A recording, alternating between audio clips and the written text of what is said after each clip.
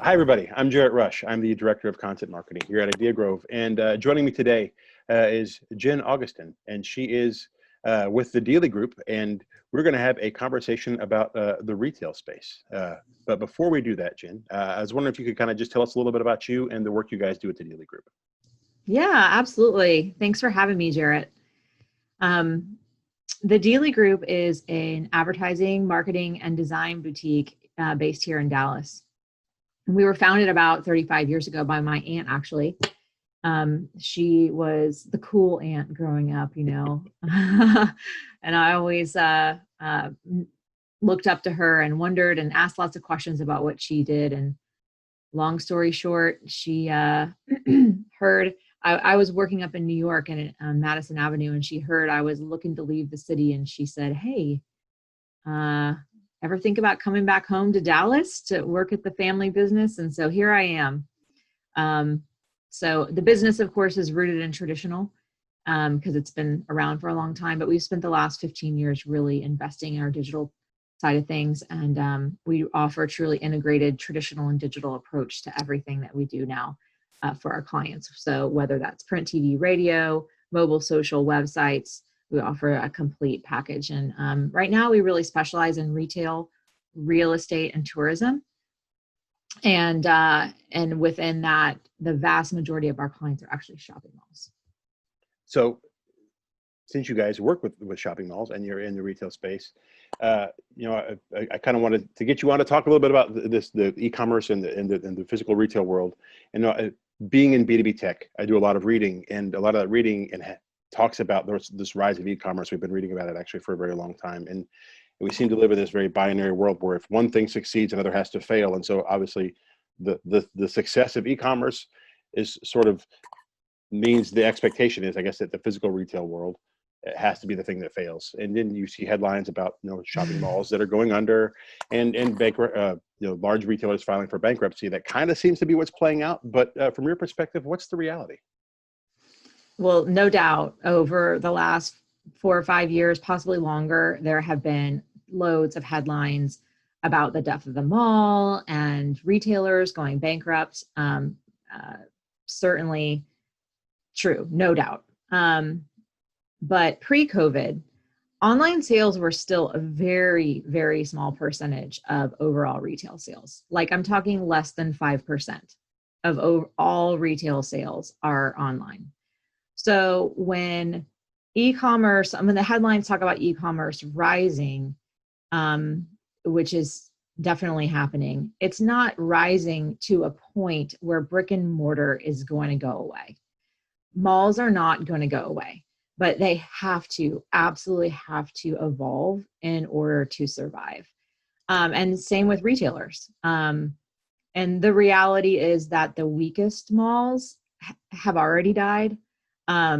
Or they will die soon. I think probably everyone can think of an old decrepit mall in a small town somewhere that they've driven by, but not all the malls are going to die. Not all the retailers are going to shutter.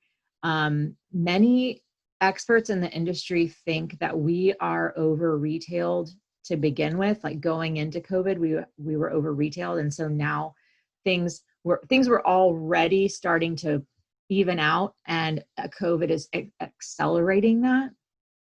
So I think the future is going to be really bright for consumers in particular. We're really forcing retailers and landlords to be very creative and offer experiences that are truly more omni-channel. And, I think the other thing to really consider is that the last few years, retail occupancy has been really, really high. And that's because there hasn't been a lot of new construction in the last 10 years. So basically that means the space that exists is really leased up. So the overall vacancy rate is less than 5%. So that means of all the retail spaces in our country, less than 5% is empty. That's like as low as it's been for a long, long time. So data points like that are important to keep in mind when you see headlines about everything dying. There's still a lot of good news. Vacancies will rise. Absolutely. There will continue to be more closures and bankruptcies. a lot from small businesses and department stores. And no doubt online spending is going to continue to increase. But it's not game over for brick and mortar by any means. So you're talking about an evolution, and the physical retailer needs to sort of evolve what they do to more of an experience as opposed to just going in and getting what you need. But what does a happy e-commerce and physical location relationship look like? Because right now it doesn't seem like, even if e-commerce isn't quite necessarily what everybody thinks it is, they can't be two wholly separate things. Sure, exactly. I mean, the retailers that are really weathering the storm are the ones that had solid footing in e-commerce to be, going into this. So many retailers were behind the times and therefore not prepared for this event, this pandemic. And I think the right balance is going to include things like the real-time, local level inventory information for consumers on the website. I mean, personally, I know Target does that really well. There's a Target right down my street. I'm a mom. I love being able to look and see if it's in stock before I drive over there. Mm-hmm. Home Depot, another, great for our family, especially right now, fixing things up. I love being able to know, is it going to be there in the store? What aisle is it in? So I definitely think that's a good example of how things are not wholly separate. They're not separate. They have to be combined to offer customer that experience. I also think hand in hand with that is going to be smaller stores to leave room for more square footage dedicated to warehouse space and storage.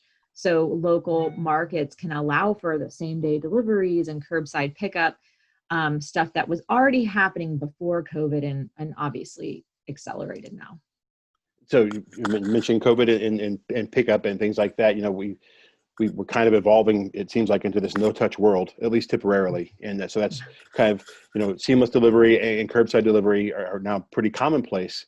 But what about those other no-touch things, those ways to eliminate touch, like no-touch payments and adoptions of things like that? Yeah. Yeah, some of the biggest shifts that we're seeing have been taking place at checkout, where that adoption of no payments, like you're talking about, hovering your chip-enabled card over the payment terminal, paying ahead of time, like on the website or on your app, and then picking it up, just adds to, or just reduces the friction, reduces the touches. And I definitely have seen some data, pretty staggering data, about people saying that they will, not only have they changed their behavior for the pandemic, but they will, they're more likely to continue doing that in the future. And just speaking for myself, I mean, I can absolutely say that is true for me as well. So it just makes things faster. I mean, sure, I don't like right now I'm worried about touching things, but I've realized it also just makes things faster and facilitates a more seamless experience. So right now, I think it's helping people feel safe and feel confident. And that, so they're trying new things, and I think it's really ultimately changing behavior there too. So how else are shoppers' expectations changing, and how should physical retailers kind of be evolving to meet those expectations? Well, I mean, I think that if we look abroad, we can try to predict that a little bit, to see how, because they're just a few months ahead of us in the pandemic, so we can see how their shoppers' expectations and behaviors have been changing.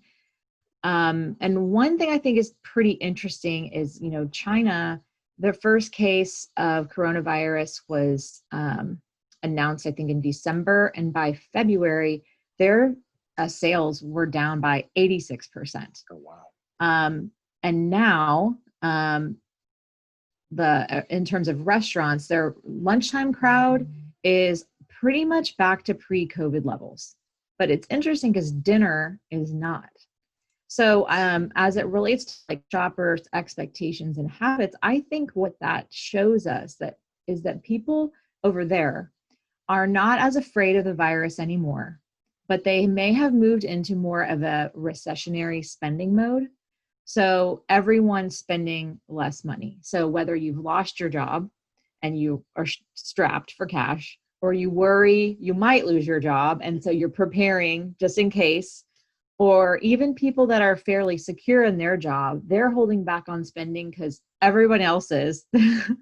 So maybe, like in China, people are going into the office again. They'll have a lunch out during their workday, but then they're coming home and they're cooking at home with their family. They're not going out with friends. They're not picking up their social life exactly as it was. So, I think expectations in terms of that recessionary spending and people's mindset on saving money is probably the number one thing that we're all going to be facing as the next few months unfold, but until consumer confidence picks back up again.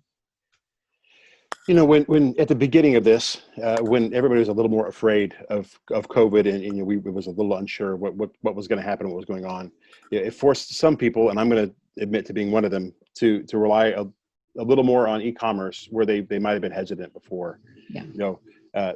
Or they could have just preferred the physical store experience. That's just their preferred way of shopping.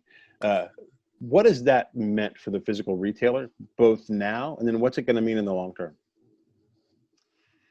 Well, in the near term, you're not the only one, Jarrett, who is a little hesitant, no doubt. In the near term, the traffic across the shopping centers that I work with across the country, it's slowly and steadily increasing. But that said, we're still only seeing about 50% of what our regular traffic would be this time last year. So it's a significant drop off. We measure and monitor that through Wi-Fi connections. And so we have, it doesn't count every single person, but it's enough data to be statistically significant. We definitely have a long way to go, but it is increasing week over week. We're seeing more people coming and out and shopping. And to get them to come out and shop, they need to feel safe. I just spoke about that a second ago, but the experience that they feel when they walk in, is the store organized? Is it feel clean? Is there a process? All of those things make people feel safe and secure. And building up that confidence is what we all need to do in marketing and in operations to make sure that people will come to shop and then come back again. So I think, we're definitely seeing the investments and things like the touch-free options like we were talking about before. But it's not just that. I think innovation in retail has just accelerated by 5 years in the last 3 months. It's really cool to see how, when we're under so much pressure, how much creativity and innovation can come out to try to tackle the problems that we're facing. And things like disinfectant misters and thermal scanners and ticket scanning AI robots. All kinds of crazy things that are getting implemented. But in the longer term, I think as far as shopping centers go, kind of your grocery anchored strip center where you might go with your family to get your groceries, they may lose some tenants, like that local barber shop or the local dry cleaner. They might be struggling and might go out of business. But generally that shopping center is going to do well. The grocery stores are killing it, and generally they do well in recessions. As far as malls go, I know we talked about that earlier. I think the A malls and the premier locations and have great tenants, they might lose an anchor. They're going to be fine. But there are going to be some shopping malls that lose one or two anchors, and then that creates a cascade effect where some of their leases are connected to one another. So if one anchor goes out of business, then other tenants don't have to stay in the center anymore. So that could create some issues, and we'll see a few malls go under, no doubt. But I think a lot of business will be moving. People will start shopping in discount retailers, value retailers, like TJ Maxx, things like that. So I think a lot of business is going to move in that direction. Because of that recessionary spending mindset that we're all in. And are there any other sectors that you see growing? Well, home improvement for sure. Homes and homes, Home Depot and Lowe's, no doubt. I have been giving them a lot of business. I have an Yeah. unfinished kitchen project that's sitting behind me right now. Yes, exactly. Um, I've seen numbers and data across the board from different resources just about how traffic is up at those stores. Same store sales numbers up, 7-8%. We actually have been partnering with someone, a client who sells products in Home Depot and Lowe's. They're having a banner year. Their products are used for things like chicken coops and tree houses and things like that. So, there definitely are some sectors like that are booming because so many of us are stuck at Mhm. home with nothing to do except experiment with and try new things and DIY. Well, Jen, thank you so much for your time. I really appreciate you giving me a few minutes to chat today.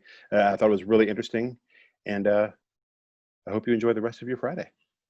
Yeah, absolutely. Thank you so much. I enjoyed visiting with you. All right. Thank you very much.